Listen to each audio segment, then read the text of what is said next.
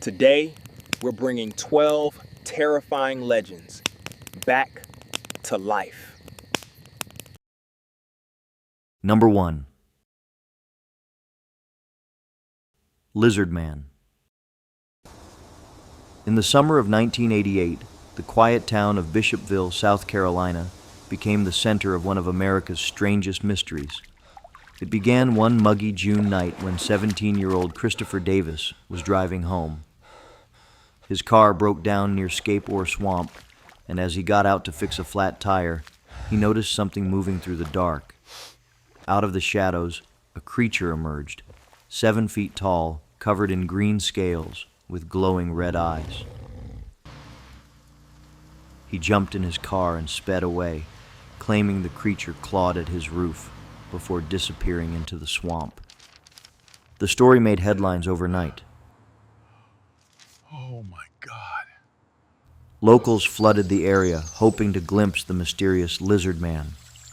Strange, 3-toed tracks were found near the scene. A car nearby was reportedly scratched and bitten, as if by a powerful animal. Police investigated but found no answers.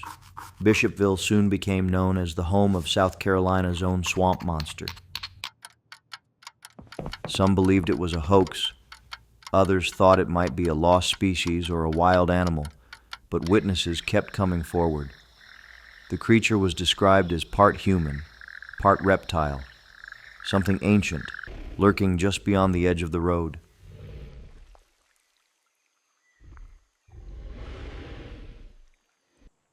Be careful. This is where they saw the lizard man. I know, honey. Decades later, sightings still pop up from time to time. The lizard man has become a local legend, celebrated with festivals and signs warning drivers not to stop after dark. Whether real or imagined, his story continues to haunt the foggy swamps of Bishopville, proof that sometimes the strangest things appear where you least expect them.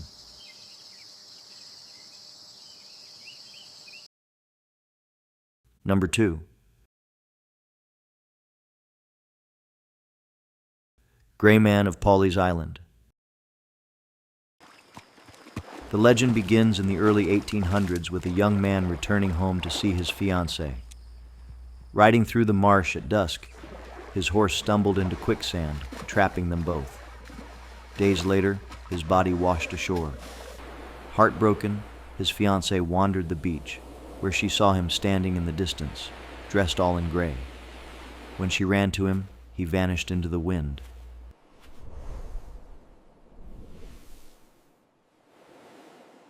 That night, a massive hurricane struck. Her home was destroyed, but she and her family survived. Since then, sightings of the Greyman have always meant one thing: a storm is coming. Locals say he appears calm and silent, looking out at the ocean before fading away. Some even claim their homes are spared whenever he's seen nearby. The Greyman was reportedly spotted before Hurricane Hugo in 1989, and again before Hurricane Florence in 2018.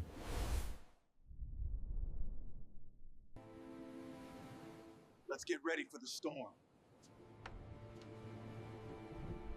Witnesses often describe him as tall, misty, and surrounded by a strange stillness, as if the world itself pauses in his presence. To this day, residents of Pawleys Island treat the legend with quiet respect. When the air grows heavy and the wind turns cold, they look toward the shoreline. If the Greyman appears, it's not a sign of fear.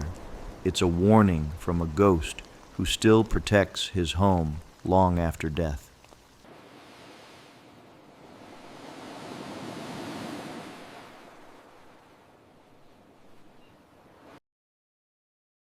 Number 3. Alice Flagg. In the mid-1800s, in the small coastal town of Murrells Inlet, a young woman named Alice Flagg fell deeply in love. Her family, wealthy and proud, disapproved of the man she chose. A humble lumberman they felt was beneath her. Soon after, she fell gravely ill. Her brother brought her home to the hermitage, where she grew weaker by the day. When he discovered the ring, he tore it from her neck and threw it away. Alice died soon after, her heart broken and her love lost. Not long after her burial at All Saints Church Cemetery, people began to see a pale woman wandering the grounds in a long white dress. They say she clutches her chest as if searching for the missing ring that was taken from her. Visitors who place small trinkets or rings on her grave claim to feel a sudden chill or see her ghostly figure passing through the trees. Her grave is simple, marked only with the name Alice, but it draws thousands every year. Hello, is anyone there? Locals warn that circling the stone at night may summon her, and some say she appears to those who visit with a broken heart. Over time, the legend of Alice Flagg has become one of South Carolina's most famous ghost stories. Whether she's searching for her ring or for the love she lost, her spirit still lingers by the sea, forever reminding visitors that even death cannot silence a faithful heart.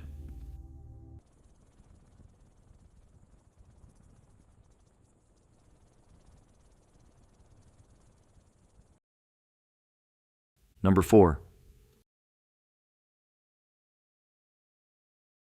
Plat. In the misty low country of South Carolina, where moss hangs thick from the oaks and the air hums with cicadas, people still whisper about a spirit known as the Plat. Watch out, he walks among us.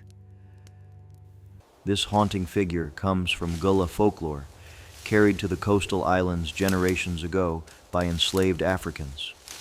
According to legend, a Plat is the vengeful soul of someone who died unjustly or was buried without peace. The most famous story tells of a freed man named Tom Fields near Georgetown, murdered for his land after the Civil War. Not long after his death, travelers saw strange lights flickering in the trees near his home. One man swore he met a figure with one burning eye who followed him through the fog. Oh my God, he's real. I somehow managed to escape. Since then, locals have avoided that road after sundown. To the Gullah people, the Plat was both a warning and a lesson. Respect the dead and live honorably, or their spirits might return to remind you. They hung blue bottles in trees to trap wandering ghosts and painted their porches haint blue to ward off evil. Even today, drivers in the South Carolina countryside report strange lights moving between the pines. Some call it swamp gas, others say it's headlights from a faraway road. But for those who know the legend, there's no mistaking it. The Plat still roams the low country, guarding the secrets of the past.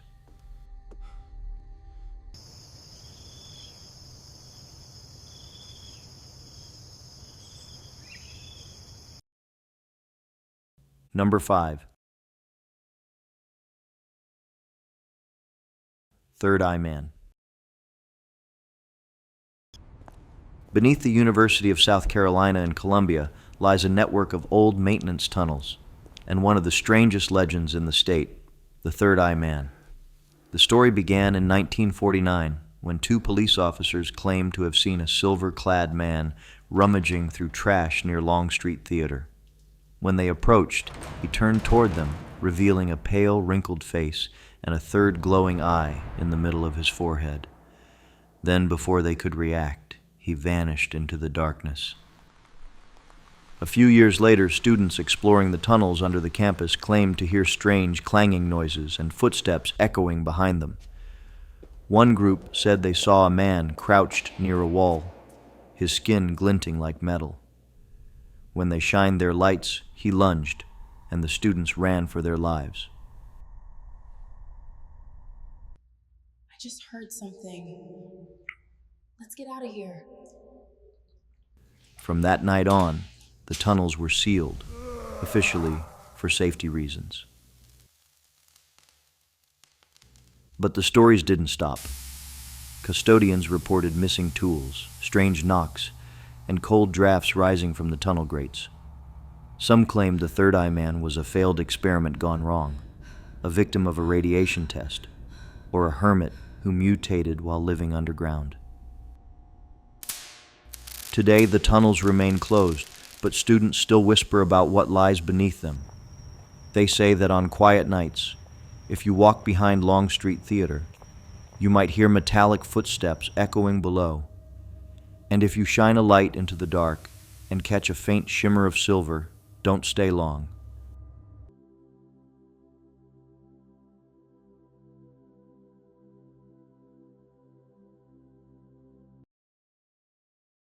Number 6. Boohag. In South Carolina's coastal islands, there's a legend that has frightened generations, the tale of the Boohag. Unlike ghosts, the Boohag is said to be a living creature, born from ancient Gula folklore. She has no skin, only red, raw flesh, and to move unnoticed, she steals the skin of others, wearing it like a disguise during the day. Victims don't die, but they wake up drained, gasping for air, and unable to explain their exhaustion. The elders say that if you wake suddenly and feel something heavy pressing on your chest, it's the Boohag feeding on your life force. Once she's had her fill, she escapes through cracks, keyholes, or chimneys before the first light of morning. The Gula people had ways to protect themselves. They believed the Boohag was obsessed with counting. So, to keep her busy, families left a broom or a pile of rice by the bed. She'd spend the whole night counting until the sun rose, forcing her to flee. Others painted their windows and doors haint blue to ward off spirits like her.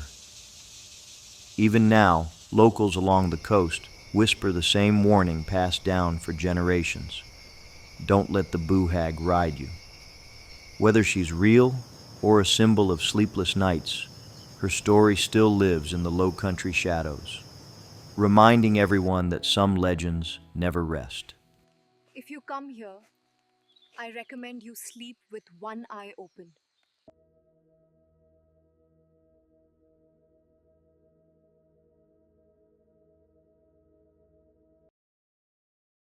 Number 7.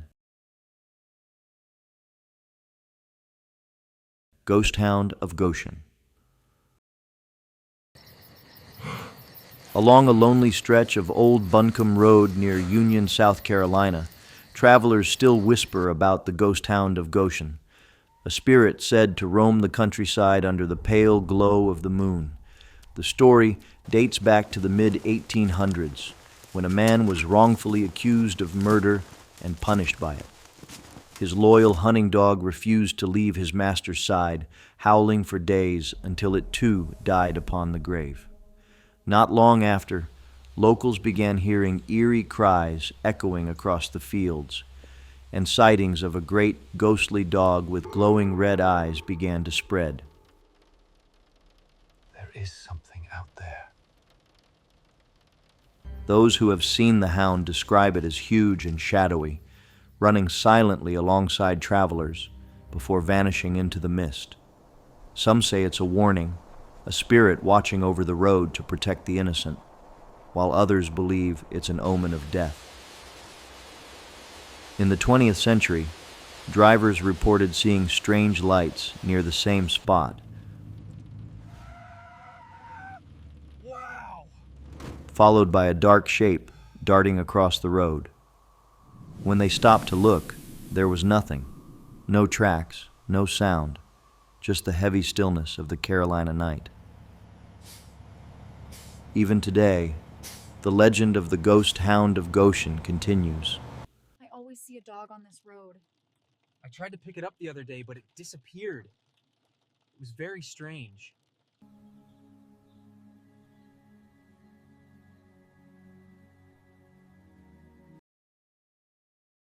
Number 8. Lavinia Fisher and the Old City Jail.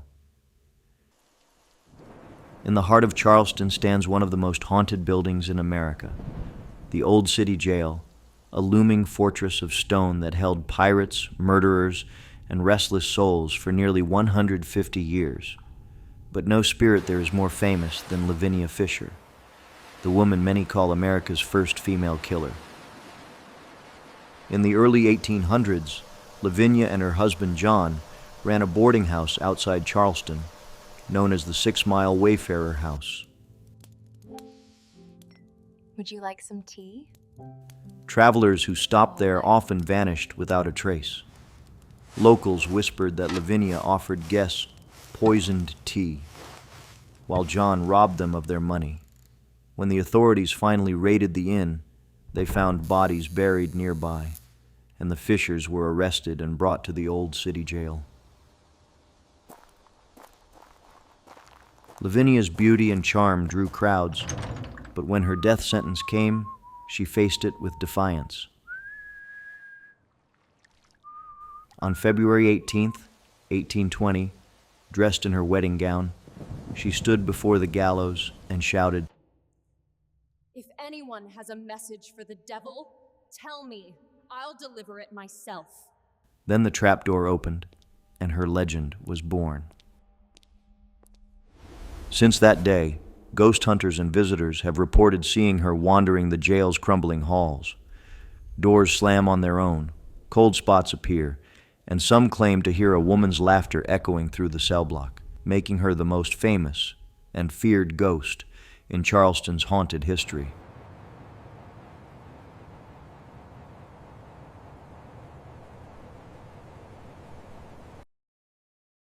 Number 9. Drunken Jack. Off the coast of Murrells Inlet lies a small sandbar known as Drunken Jack's Island, named for the pirate whose spirit is said to haunt it. The story begins in the early 1700s, when Jack was part of a band of pirates led by the fearsome Stay de Bonnet. After a successful raid, the crew landed on the island to bury their treasure. But while the others sailed away for more supplies, Jack stayed behind, with several barrels of rum to keep him company. Days turned to weeks, and when the pirates finally returned, they found only Jack's skeleton lying among the empty bottles. Fishermen claimed that on foggy nights they could see his ghost stumbling along the shoreline.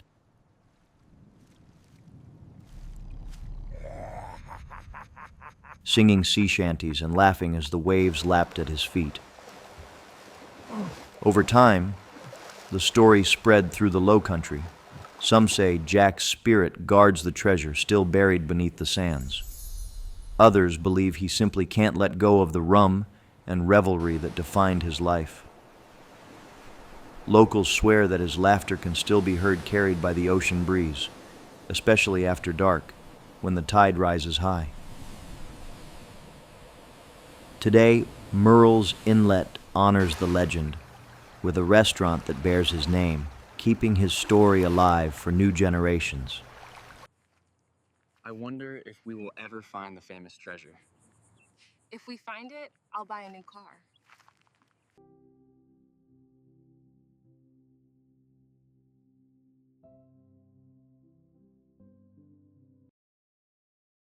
Number 10. USS Yorktown hauntings. Home. Every time. In the Charleston harbor, moored at Patriot's Point, lies the USS Yorktown, a mighty aircraft carrier that served in World War II and the Vietnam War. Known as the Fighting Lady, she carried thousands of sailors across the world's oceans. But today, many believe she carries something else, the spirits of those who never left her decks. Visitors and museum staff have reported hearing footsteps echoing through the ship's empty corridors, voices calling out orders from the flight deck, and the clang of metal boots on steel floors long after closing hours. Some say the most haunted place is compartment C019, a small, dark room where a young sailor once died in an accident. His spirit is known simply as the Shadow Man, seen moving silently through the narrow hallways. Tour guides have told of sudden cold spots and unseen hands brushing their shoulders. Others claim to hear the sound of a banjo playing softly in the distance, the favorite pastime of the ship's most famous passenger, Al Capone.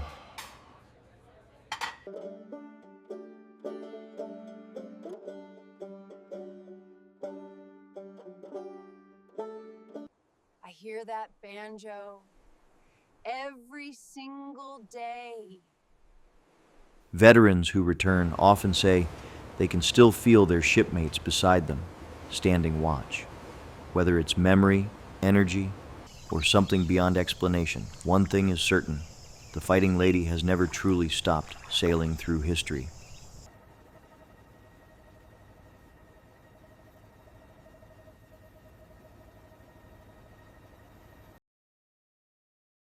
Number 11. The Ghosts of Newberry College. In the quiet town of Newberry, South Carolina, a small college campus holds one of the state's most romantic and haunting tales. The story begins in the late 1800s, when a young student named Madeline fell deeply in love with a local man. Her father, a strict professor, forbade the relationship, and soon after, the young man was killed in an accident. Overcome with grief, Madeline climbed to the top of Keller Hall's bell tower and leapt to her death, unable to live without him. From that day on, strange things began happening on campus.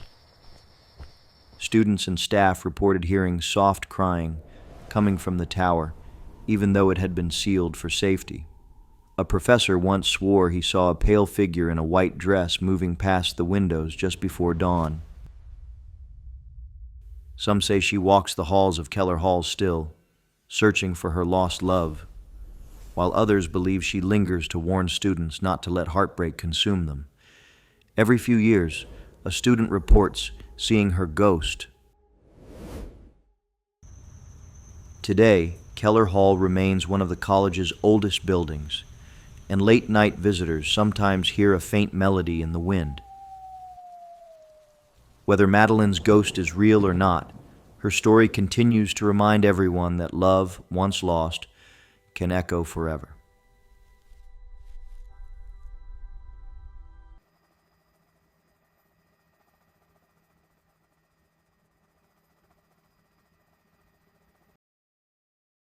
Number 12. Julia Legare of Edisto Island. On the quiet, moss-covered coast of Edisto Island stands one of South Carolina's most haunting tales, the story of Julia Legare. In the early 1800s, Julia, the daughter of a wealthy family, fell gravely ill with fever. Despite every effort to save her, she soon appeared to stop breathing. Believing she had passed away, her loved ones placed her in a white gown and sealed her inside the family mausoleum at the Presbyterian Church on Edisto Island. Years later, when another family member died, the tomb was reopened, and what they discovered turned grief into horror. Julia's small coffin had been broken open from the inside. Her bones lay near the doorway, her fingers marked by scratches against the marble. It became clear that she was alive. After that day, the tomb's iron doors would never stay closed. No matter how often the family locked or sealed them, they were always found open the next morning. Locals began to whisper that Julia's spirit would not allow herself to be trapped again, forever guarding the entrance to the place that became both her prison and her grave. Today, the crypt remains open, left that way out of respect. Visitors claim to feel a sudden chill near its doorway or hear faint tapping from within. These flowers are for the poor lady. Her story has become one of South Carolina's most enduring legends, a timeless reminder of love, loss, and the fragile boundary between life and death.